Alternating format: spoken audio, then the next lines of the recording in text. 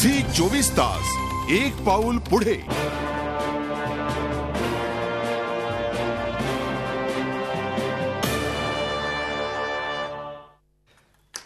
आपण चर्चा करतोय इंडियन करप्शन लीगची. आपल्या सोबत हेमंत राजपूत आहेत. त्यांचा प्रश्न घेऊन मगाशच्या दोन्ही प्रश्नांवर सविस्तर उत्तर अतुल कुलकर्णी देतील. हेमंत राजपूत, स्वागत औरंगाबादून. बोला, विचारा रोखठोक. हेमंत राजपूत. हो सर. बोला. हो सर, विचारू सर प्रश्न. बोला बोला. सर अतुल कुलकर्णी सर, नमस्कार. नमस्कार. हॅलो. बोला बोला बोला. नमस्कार. अतुल कुलकर्णी सर, नमस्कार. नमस्कार. सर माझा प्रश्न आहे. बोला. माझा प्रश्न आहे सर. बोला. सर, अमेरिकेच्या राज्यघटनेमध्ये बोला. अमेरिकेच्या राज्यघटनेमध्ये फक्त 17 कलम आहे सर. तरी तेथे भ्रष्टाचार होत नाही सर. अमेरिकेच्या राज्यघटनेमध्ये अत्यंत कमी कलम आहेत आणि आपल्याकडे खूप जास्त कलम आहेत, त्यामुळे भ्रष्टाचार होतोय का? या तिन्ही प्रश्नांची अतुल आपण सविस्तर उत्तर घेऊया.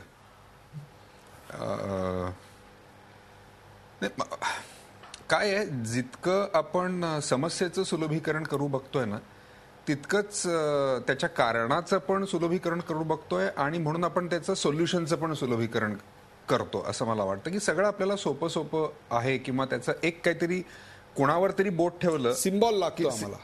आणि तो सिम्बॉल आमच्या बाहेर लागतो आम्हाला, तेही फार अत्यंत महत्वाचं आहे. तो आम्ही असून चालत नाही, तो आमच्या बाहेर कोणीतरी लागतो की ज्याच्यावरती आम्ही दोषारोप करू शकू या अर्थाने. आणि मग त्याचं सोल्युशन ही आम्हाला दुसऱ्यांनी कोणीतरी द्यायला हवं असतं आणि मग उपायही तिसऱ्यांनीच कोणीतरी करायला हवा असतो. त्याच्यामध्ये एक आपण विसरतो की आपण ज्या व्यवस्थेतून आत्ता आलो, राजे रजवाडे, हुकुमशाही आणि त्याच्यानंतर आत्ता लोकशाही, या सगळ्या ह्याच्यात, तर पहिल्या दोन व्यवस्थांमध्ये जी 70 वर्षापूर्वी होती, म्हणजे एकूण इतिहास जेव्हा आपण बोलतो त्यावेळेला 70 वर्ष म्हणजे काय, काहीच नाही, एका सेकंदाच्याही पेक्षा कितीतरी कमी. तर इथपर्यंत यथा राजा तथा प्रजा हे कुठेतरी एका पद्धतीने खरं मानलं जाऊ शकतं. पण जेव्हा लोकशाही येते त्यावेळेला यथा प्रजा तथा राजा हे आपण अत्यंत लक्षात ठेवलं पाहिजे. लोकशाहीमध्ये यथा प्रजा तथा राजा असतो आणि हुकुमशाहीमध्ये यथा राजा तथा प्रजा असते. चोख आणि नेमक्या शब्दातून कुलकर्णी उत्तर दिले. आपल्यासोबत नितीन पाठक आहेत. नितीन पाठक, विचारा रोखठोक या कार्यक्रमात स्वागत. विचारा आपला प्रश्न. सर्वप्रथम सगळ्या मान्यवरांना सप्रेम नमस्कार माझा. बोला. माझा प्रश्न असा आहे सर की मला दोन गोष्टी विचारायच्या आहेत. पूर्वी पिरॅमिड सारख्या, म्हणजे पिरॅमिड जसा असतो, पूर्वी फार मान्यवर दिग्दर्शन करणारे चांगले लोक होते समाजामध्ये आणि ते समाजाला एका दिशेने, चांगल्या दिशेने नेत होते. जी काही गुंडपुंड मंडळी होती ती पिरॅमिडच्या खालच्या थराला होती. आता हा पिरॅमिड उलटा झालाय का आणि हा समाज जो आहे हा आता पिरॅमिड कोसळायला लागलाय का, हा माझा एक पहिला प्रश्न आहे. आणि दुसरा प्रश्न मला असं विचारायचं आहे की राजकीय पक्षांमध्ये जे कोणी राजकीय पक्षाचे कर्ते धर्ते आहेत, अगदी सोनियाजी असू द्यात, मुलायम सिंगजी असू द्यात, अडवाणीजी असू द्यात किंवा शरदराव असू द्यात, हे कधी का म्हणत नाहीत की आम्हाला गुंडपुंड कार्यकर्ते नको, निवडणुका हारलो तरी चालेल पण आम्ही गुंडांना पक्षात ठेवणार नाही, असं का? कुमार सप्तर्षी, दोन्ही प्रश्न अक्षरशः तुमच्यासाठी टेलर मेड आहेत. बोला.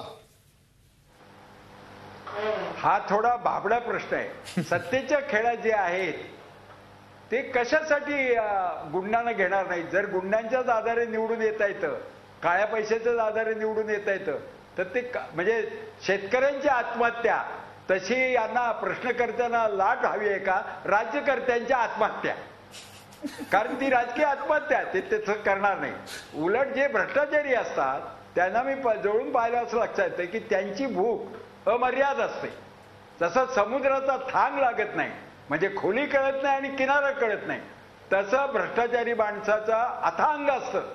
कारण ती जी प्रवृत्ती आहे तिचं एक विशिष्ट रूप असं येतं, त्याला कुठं थांबावं हे कळत नाही. ते का आतून ब्रेक असतो का, ती काय मोटर आहे का की इतक्या वेगात गेली तर पडेल म्हणून?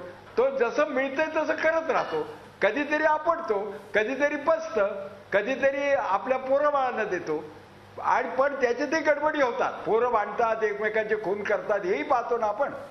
तर पहिला प्रश्न असा आहे की भ्रष्टाचार हा माणसाचे उपजत प्रेरणेचा भाग नाही, की तो माणूस आहे म्हणून तो भ्रष्टाचारी असला पाहिजे. तो स्वार्थ ही नैसर्गिक प्रेरणा आहे आणि त्या स्वार्थाचाच तेवढा भाग आहे. प्रेरणा त्याच्यातली फक्त स्वार्थ आहे. पण ज्यांना कळतं की समाज चालवायचा असेल तर सगळ्याच्या स्वार्थांची मॅनेजमेंट करावी लागते, ते नैतिक असतात. सगळ्याला काहीतरी नियम घालून द्यावे लागतात आणि पोटार्थी लोक पाळतात नियम. पण इथे नियम घालून द्यायचे नसतात आणि सत्ता चालवायची असते, कारण नियम घातले तर आपल्याला अडचणी येतील. म्हणून आता अशी ती अराजक असं दिसतंय. परंतु कधी ना कधीतरी आपल्या समाजाला समाज म्हणून टिकायचं असेल तर नीती नियम तयार करावेच लागतात. नीती नियमापासून त्याच नीती नियमांची कुमार सप्ताची आपण वाट पाहतोय. शेवटचा अतिशय छोटासा प्रश्न घेऊन मी जातो अतुल कुलकर्णी यांच्याकडे.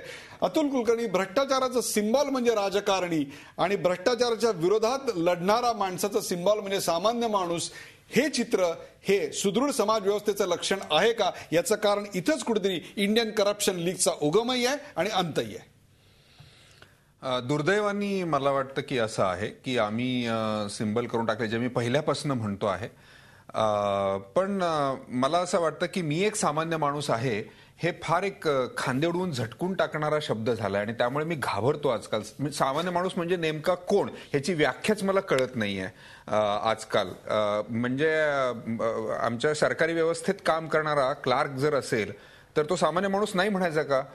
केवळ तो सरकारी व्यवस्थेमध्ये काम करतो आणि केवळ त्याला करप्शन करण्याची पॉवर आहे पैशाच्या रूपामध्ये, म्हणून त्याला सामान्य माणूस म्हणायचं नाही का? मग इतर काय व्याख्या आहे सामान्य माणूस ह्या शब्दाची?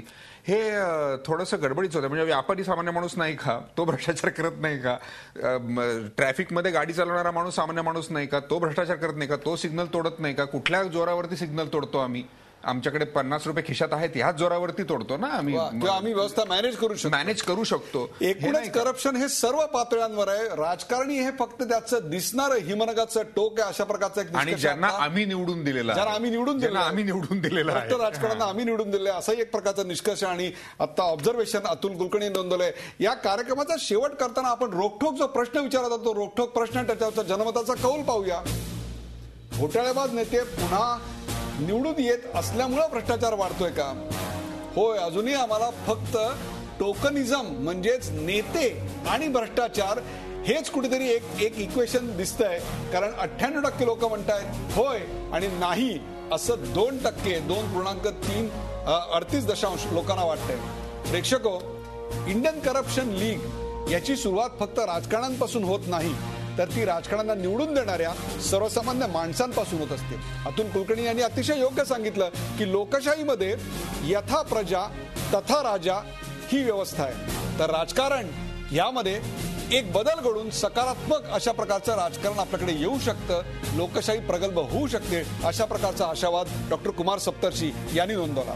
या कार्यक्रमात सहभागी झाल्याबद्दल डॉक्टर कुमार सप्तर्षी, अतुल कुलकर्णी, रामदेव, बापूराव कर्णे, जयदेव गायन, जयवंत, नितीन पाठक या सर्व प्रेक्षकांचे आभार. ताज्या बातम्यांसाठी पाहत राहा रोखठोक एक पाऊल पुढे.